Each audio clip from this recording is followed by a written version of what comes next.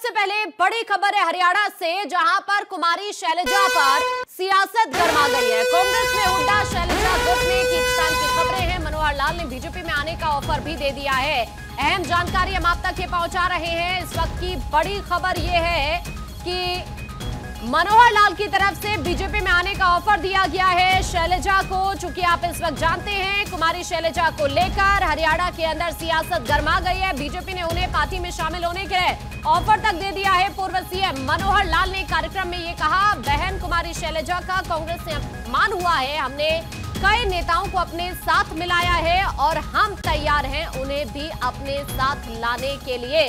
तो इस तरह से हरियाणा के अंदर कुमारी शैलजा को लेकर सियासत गरमाती हुई बीजेपी ने उन्हें अपनी पार्टी में शामिल करने का ऑफर तक भी दे दिया है। और इस वक्त डॉक्टर थानेश्वर हमारे सहयोगी हमारे साथ जुड़ रहे हैं, उनका रुख कर लेते हैं। डॉक्टर थानेश्वर, कुमारी शैलजा को बीजेपी का सीधा सीधा ऑफर, मनोहर लाल कह रहे हैं कि अगर वो आना चाहती हैं तो वो आ सकती है, हम तैयार हैं उन्हें अपने साथ लाने के लिए।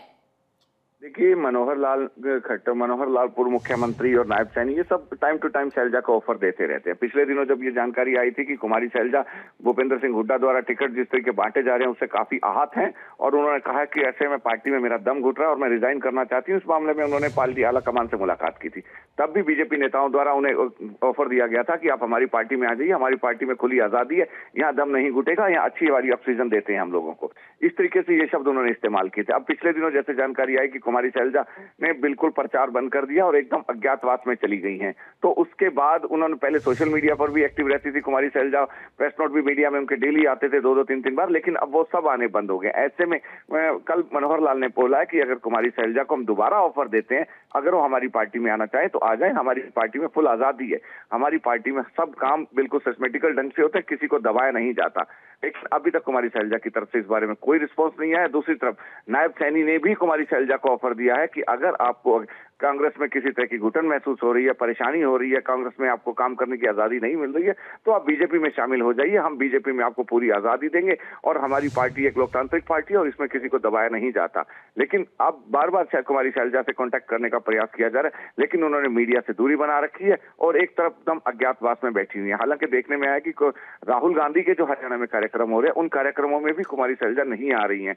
पार्टी आला कमान से जो निकल कर आ रहा है कि पार्टी आला कमान शैलजा से कॉन्टैक्ट कर रहा है और उन्हें मनाने का प्रयास कर रहा है, लेकिन शैलजा ने साफ शब्दों में कह दिया कि जिस तरीके से पार्टी में भूपेंद्र सिंह हुड्डा और उनके बेटे दीपेंद्र हुड्डा सारा कमान संभालेंगे, तो ये इलेक्शन उन्हीं के भरोसे चलने दीजिए, मैं आगे संभाल लूंगी। क्योंकि हरियाणा में 3 प्रमुख नेता माने जाते हैं, रणदीप सिंह सुरजेवाला और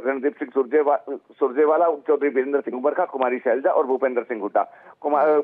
वीरेंद्र सिंह डूबरखा अपने बेटे को जिताने के लिए उचाना में लगे हुए हैं, रणदीप सुरजेवाला कैथल में लगे हुए हैं, कुमारी शैलजा अज्ञातवास में लगी हुई हैं, अज्ञातवास में चली गई हैं और केवल भूपेंद्र हुड्डा और दीपेंद्र हुड्डा ही एक्टिव मोड में प्रचार में नजर आ रहे हैं। अगर कहें कि पूरी कमांड कांग्रेस के इलेक्शन की इन दोनों ने संभाल रखी, तो कोई क्या नहीं लगता कुमारी शैलजा की इस तरह की नाराजगी कांग्रेस के लिए विधानसभा चुनाव को देखते हुए एक बड़ी टेंशन क्रिएट कर सकती है? कुमारी शैलजा की जो नाराजगी है कांग्रेस पार्टी के लिए, तो कांग्रेस बहुत बड़ी पार्टी है, उसके लिए नाराजगी बाद में खड़ी करेगी। पहले भूपेंद्र हुड्डा के लिए नाराजगी परेशानी खड़ी हो गई है, क्योंकि भूपेंद्र हुड्डा ने क्लियर शब्दों में पार्टी आला कमान को कहा है कि मैं अपने दम पर इस बार हरियाणा में कांग्रेस को सत्ता में लाकर दिखाऊंगा। ऐसे में अगर कुमारी शैलजा जो कि सिरसा से सांसद है, अंबाला से भी पूर्व सांसद रही है और दलितों में एक बड़ा चेहरा मानी जाती है, अगर कुमारी शैलजा नाराज है तो ये समझ लीजिए कि दलित चेहरा जो है नाराज हो गया, तो दलितों के जो वोट है उसका डेंट कांग्रेस को पड़ सकता है।